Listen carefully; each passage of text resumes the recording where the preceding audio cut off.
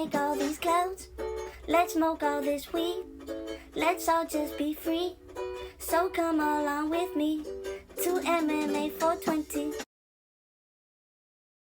Yo, What's good, bro? what up?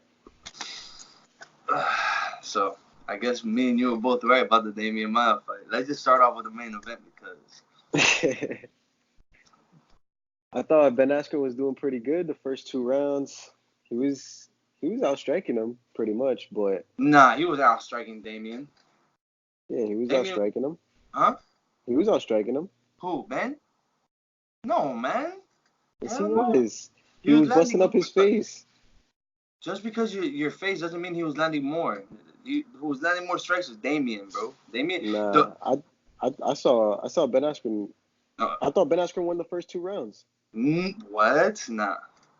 Me personally, He had it three was takedowns controversial and he was beating him Askren's with the hands. It was because of Askren's takedowns I thought the rounds were close, but because of striking, yeah, he was landing punches, but really Demian Maia was catching him. But regardless, like, bro, I don't know. That fight, at least it was more exciting than, which is crazy to say, than the Francis Ngannou against Derek Lewis fight. Yeah, of course.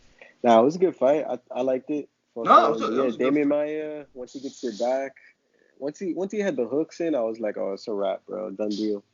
But the thing is this though, what I don't like now, Askren has to retire or drop weight to the lightweight. But as of welterweight right now, it's hard for me to see anybody. They gotta get like like somebody that's really like nobody. Even a striker is way too dangerous for him because he's evolving with the little uppercuts in the clinch. I like that, but that's not really. The thing is how he fights, of him extending his arms like that and still bending forward like that, still leaves him vulnerable to knees. And I feel like he hasn't progressed and having more versatility in his arsenal. I understand not everybody could strike, but bro, you just coming like face first to people with your hands extended like that. And then when you go for the shot, you don't like drop your leg to go for the shot, bend your knees. No, you bend forward, your whole torso, leaving yourself exposed to a knee to the face. Yeah. But in the lightweight, I feel like you could overpower a lot more people. But in the welterweight, it's right now dangerous. Like, or they gotta set up fights for him that he knows that he's not looking for a title fight. Yeah, I don't know if he'll ever get to the belt because there's too many killers at the top, but I think he could still. I think he could still have competitive, fun fights, and he's a big draw. People like to see him fight. Okay, now this is the thing you gotta understand now. Remember, he's used to losses in wrestling and everything, and fighting in a lot of tournaments and everything, right? Mm-hmm. But he's never been out cold. And he's already been out cold twice in a row. Wait, he got knocked out and then he went to sleep? Bruh, regardless, yes. Nah, but that going to sleep shit, that don't do nothing to you. It's not like that shit gives you brain damage or nothing. I'm not saying it gives you brain damage, but as a fighter, for him, this is two things he's relatively new to. You think it's going to hurt his ego? No, the first one already hurt his ego after the Masvidal fight. He wasn't talking as much trash in this fight. So, but as him being... You think it's going to hurt his confidence? Huh?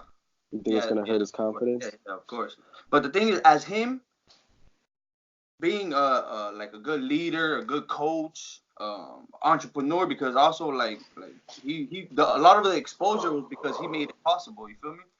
So yeah, with that exposure, he did everything possible. Like he's a good promoter also, but as a well-rounded fighter, no. And people are saying, oh, well, if he's out of his prime, it's not that. It's just he's in the UFC.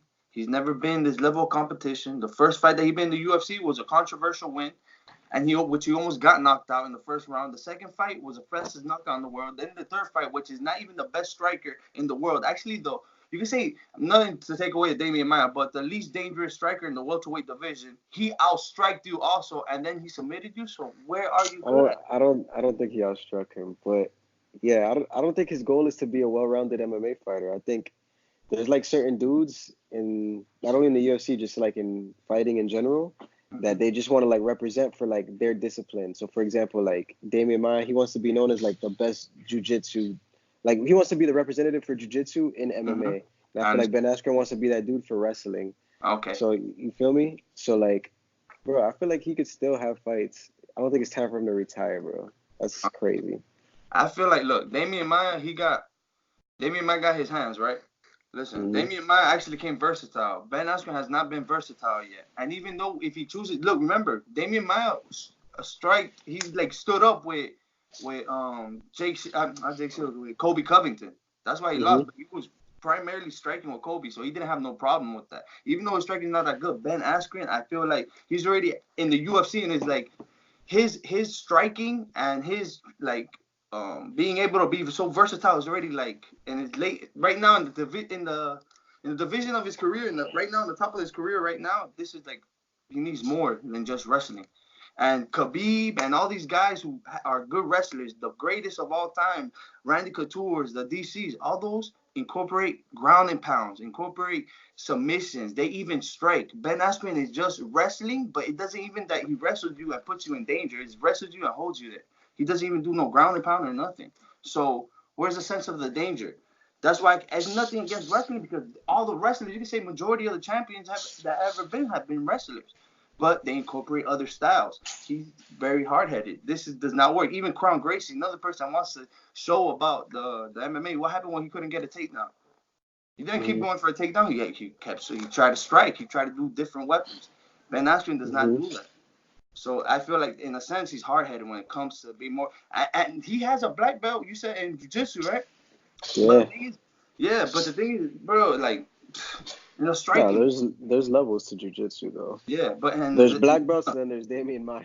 No, of course. But also, there's basic shit, like his basic striking. Like, basic striking is cover your head. He's like this, always hands wide open, both of them. Wide open, just like this.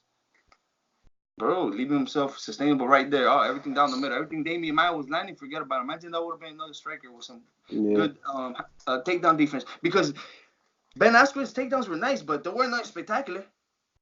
They were not spectacular because a lot of people are able to take down Demian Maia. Ain't really like nothing so spectacular out of those takedowns. Not to take away from Ben Askren, but Ben Askren, it took him a while. He showed some impressive shit, like when he got out the omoplata and shit. Yeah, no, like of course. That little scramble right there, I was like, oh shit, he knows what he's doing. The scrambles, yes, and the transition, that's why I call him funky Ben Askren. But yeah, I think he could switch around some shit, tune up some shit, and still be. I don't know about champion, but I still think he could be like a. I think he could stay in the UFC in the top 15. But not in the welterweight, lightweight. Put him against Edson Barboza. Lightweight has crazy killers too, though. Well, you're putting him against top-ranked people, and they're lighter than him. Put him against Edson Barboza. That's a fight that could go either or. Now that fight will have you thinking, because Edson Barboza does gas. Put him against RDA next. That's what I say.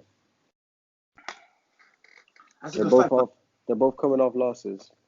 Yeah, but I feel like RDA's striking is way too much right now, and his strength, even though he lost, but Ben Askren is not like Kobe. He does not bring, because the thing about Kobe is another person. He does not have no power like that, no knockout power. Usman either, but they strike and then they change levels. They strike and change. Ben does not do that. It's like he feels like.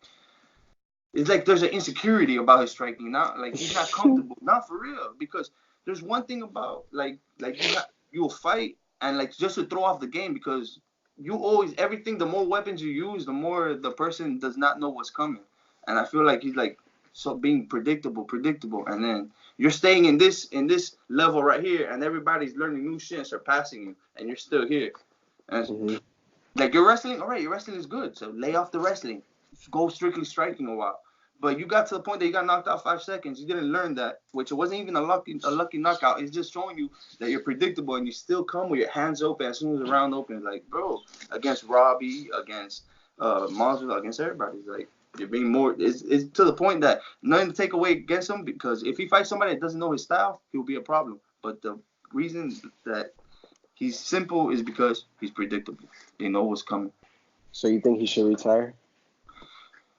If he stays if he's retired, staying in the welterweight division, I feel like he should retire. If not, drop weight, lightweight, or go to Bellator. His contract's almost up, and they know go back to Bellator. a one. Honestly, for real, the level of competition is real different over here. Like, and the UFC is very great different. You see, like, you got to be well rounded in every aspect in this sport. Yeah. No, I agree.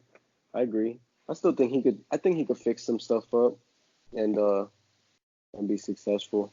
I don't know about a champ. But what's up? Caliber fighters, bro. Not in the welterweight division, at least. I think so. Who in the top 10? I think he could beat RDA. I don't think so. I want them to make that fight next. They both have 2 losses. RDA lost to Kobe, and he lost to Leon Edwards. And then this dude lost to Masvidal and Maia. The only thing with the RDA you got to watch out with is the leg kicks. That's another thing. You're a wrestler, and you come forward like that. And RDA likes to come forward, too. But it's a good fight because RDA does not like being backed up. We've seen that in the past fights. That whenever he gets backed up to the fence, he does have a problem when you're the one doing all the backing up. Kobe showed that. But Kobe, remember, he was striking and trying to take him down. When you try to back up a fighter standing up, it's not only just backing him up, taking him down. Now the question is RDA going to respect his power? Hell no. So he's going to come forward. If you like these breakdowns, make sure you look at the other videos that I have and subscribe now to our MMA 420 YouTube channel, now on Instagram at _MMA 420 _.